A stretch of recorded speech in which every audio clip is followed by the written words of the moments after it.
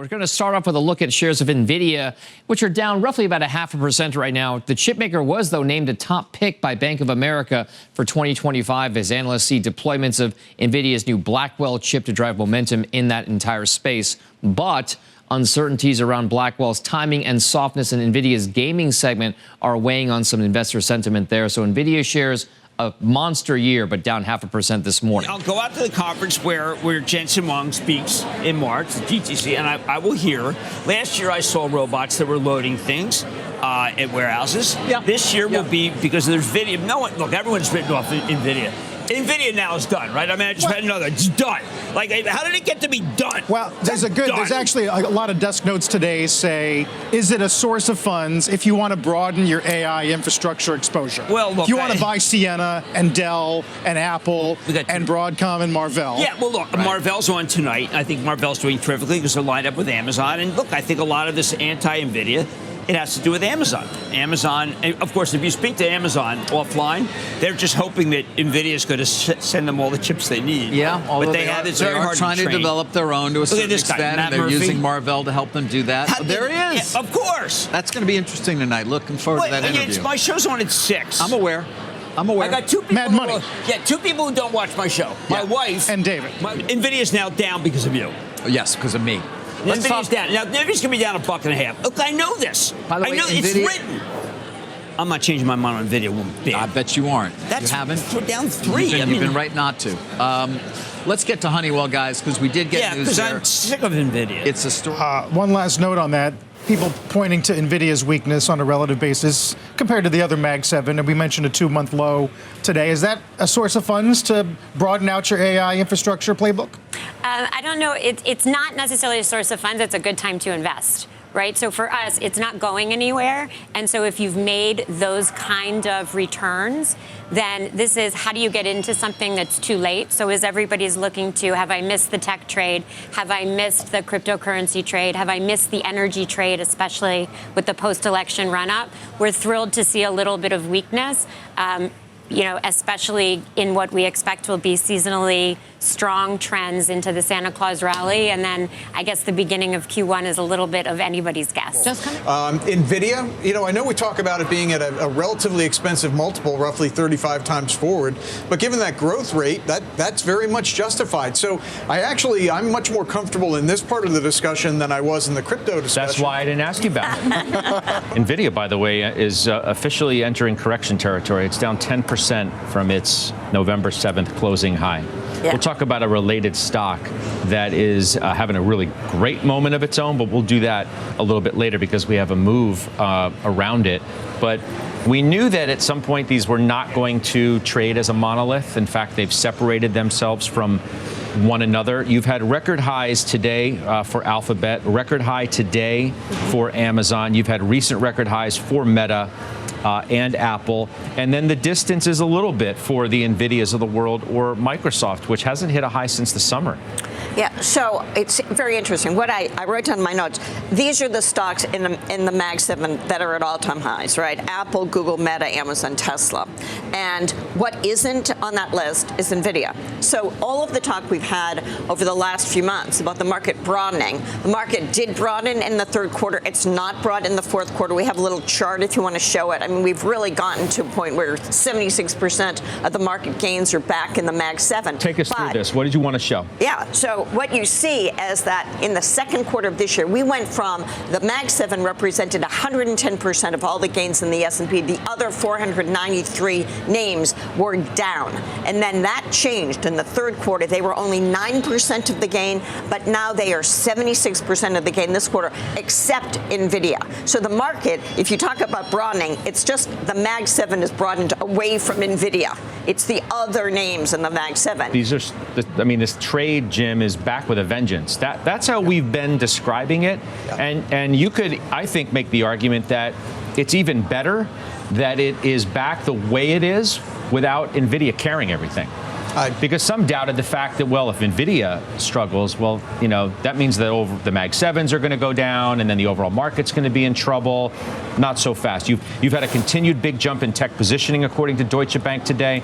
You're looking at the stocks month to date for many of these names, and it is stark, obviously, where NVIDIA is relative to the rest. But they suggest positioning is very elevated again, factoring in modest reacceleration in earnings growth, bucking the gradual slowing over the last 3 quarters. You know, with regards to NVIDIA, and good analysis, Kerry, I think we all know that it corrects quite often. And then usually that is a setup for a very big rally, which I think is going to happen again. There's no indication that demand for the chips that they're producing has gone down at all.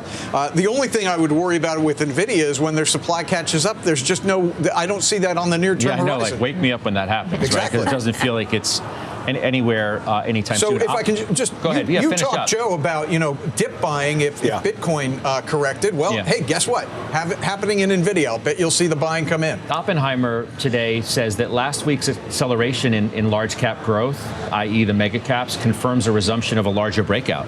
So here's what bothers me about it, and it absolutely could. I'm not dismissing. I'm not forecasting what the future ultimately could look like. I'm just understanding the environment of now.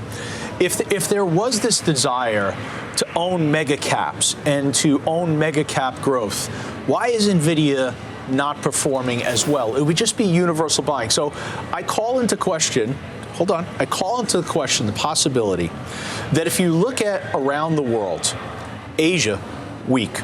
Europe, weak. The China trade, which everyone was so excited about in September and October, fell apart. The U.S. is the only place right now to invest. And I just wonder if we looked for post-election areas of the market where you saw underperformance. You didn't have the underperformance in NVIDIA. NVIDIA was performing through the election. You had underperformance in Alphabet. You had underperformance in some of the Mag 7, to your point on the chart. And I wonder if that's what's going on. I wonder if the reason why S&P growth is up 4% this month and S&P value is down 3% is more a fact of money just trying to find a home in the places that in the third quarter didn't see the strong outperformance. I think it's mostly regulation. I think the stocks that were hurting, like Google, even people thought about, maybe coming after Apple. These are stocks that have rallied really, really hard because that regulation risk is not there as much. And NVIDIA wasn't just up, right? You had a 500% return on that stock. Still up 160 plus percent this year. Yeah. All right, I hope you're all doing great today. The S&P finished the day about 0.4% higher, and NVIDIA finished the day nearly 1.7% lower. In this video, I want to talk about two things. First, I want to address why I think NVIDIA's price has been moving lower recently. And then I want to talk about the long-term thesis behind NVIDIA and the build-out of AI infrastructure. All right, so why has NVIDIA been trading lower recently? I think there are multiple reasons why. First, Google announced their new quantum chip Willow, and that caused some market participants to start worrying about NVIDIA's competitive edge over the long term. And then Broadcom reported earnings with fantastic forward-looking guidance. Broadcom is working directly with multiple hyperscalers like Alphabet, Amazon, and OpenAI. And this also caused market participants to worry about NVIDIA's competitive edge. And then Microsoft CEO Satya Nadella said on the BG Squared podcast that he is not constrained for chips right now, and that has caused concern regarding the demand for NVIDIA's products. Those are the three main things weighing on NVIDIA's stock right now: Willow, Broadcom guidance, and Satya's chip comments. Let me address each of these. As for Google's Willow, I think it's exciting for the prospects of quantum computing, but it appears that we are at least 5 to 10 years away from commercialized quantum applications at scale. Additionally, Jensen Huang has spoken about quantum computing in the past, and NVIDIA is already involved in quantum research and discovery. Additionally, NVIDIA is working with QPU developers to build accelerated quantum supercomputers. With this in mind, the news about Willow does not worry me when it comes to NVIDIA. Now let's talk about Broadcom and NVIDIA. NVIDIA and Broadcom develop two very different products. A simple way to think about the difference between the two is that NVIDIA makes vanilla products for everyone. There's plenty of software, and they are very easy to use for most people. Broadcom, on the other hand, develops custom chips for specific uses. These chips are custom-made, and they are much more difficult to use, requiring expert involvement to really make use of their products. Because of this, Broadcom works with large clients such as Alphabet, Amazon, and Apple, among others. NVIDIA and Broadcom offer two different solutions to clients. NVIDIA's products are great for general purposes and are much easier to use, while Broadcom's chips are custom-made for specific use by experts. There is demand for both of these solutions. I think that NVIDIA and Broadcom can both be winners in this AI revolution, and I think the AI pie is big enough for both of them to succeed. And finally, I want to address Satya Nadella's recent comments. Listen into this short clip, and then I want to talk about it after. Are you still supply constrained, Satya? AM's power, yes, I am not chip supply constrained. We were definitely constrained in 24. What we have told the street is that's why we are optimistic about sort of the first half of 25, which is the rest of our fiscal year. And then after that, I think we'll be in better shape. Going into 26 and so on, we have good line of sight. So there are a few things I want to point out here. First, Microsoft is still seeing strong demand for AI. This is evident by Satya saying that he is still constrained on power, which means there is still strong AI demand that Microsoft is trying to fulfill. Now about Microsoft not being constrained on chips, I want you to think about the current situation with NVIDIA. The fourth quarter, the quarter that we are currently in, is the first quarter in which Blackwell is shipping to customers. Microsoft is NVIDIA's largest customer. With this in mind, Microsoft is likely one of the first companies in line to receive shipments of Blackwell. Additionally, Jensen Huang told us on NVIDIA's last earnings call that NVIDIA would ship more Blackwell in the fourth quarter than they originally anticipated. What can we infer based on this information? I think it is very likely that NVIDIA shipped a massive amount of Blackwell to Microsoft, and now Microsoft is no longer chip constrained as Blackwell is coming online. There is obviously still AI demand because Microsoft is still constrained on power. With this in mind, I think we are likely to see great earnings results the next time NVIDIA reports. However, if Microsoft is no longer constrained on chips, then NVIDIA's next quarter guidance could be noticeably less than it otherwise would be. And that is somewhat concerning in the short term. That being said, NVIDIA still has many other customers besides Microsoft that are dying to get their hands on Blackwell. And so I think NVIDIA will still see great demand for Blackwell in Q1 and Q2 of calendar 2025. And keep in mind, even if Microsoft isn't dying to purchase more chips right now, we still have Blackwell Ultra coming in 2025 and then Rubin in 2026. And I think Microsoft is going to want to get their hands on those upcoming products as soon as they are released. In my opinion, the long-term thesis surrounding NVIDIA and the build-out of AI infrastructure is still intact. Demand for Blackwell is insane as everyone wants to be first. Jensen Huang said that NVIDIA will ship more Blackwell in the fourth quarter than they originally expected. NVIDIA has a massive competitive moat that stretches across the entire stack, both hardware and software. And we have a clear product roadmap for the next 2 years with Blackwell Ultra in 2025 and Rubin in 2026. As long as everything remains peaceful in the Pacific, and as long as none of the hyperscalers significantly reduce their capex, then I think NVIDIA should be just fine for at least the next 1 to 2 years. With all of that being said, I hope you all have a great rest of the day, and I'm curious to hear your thoughts about NVIDIA in the comments below. Please leave a like on this video so more people will see it. And while you're down there, please consider subscribing. It's free, and you can always change your mind. Thanks for watching, and hopefully I'll see you in the next video.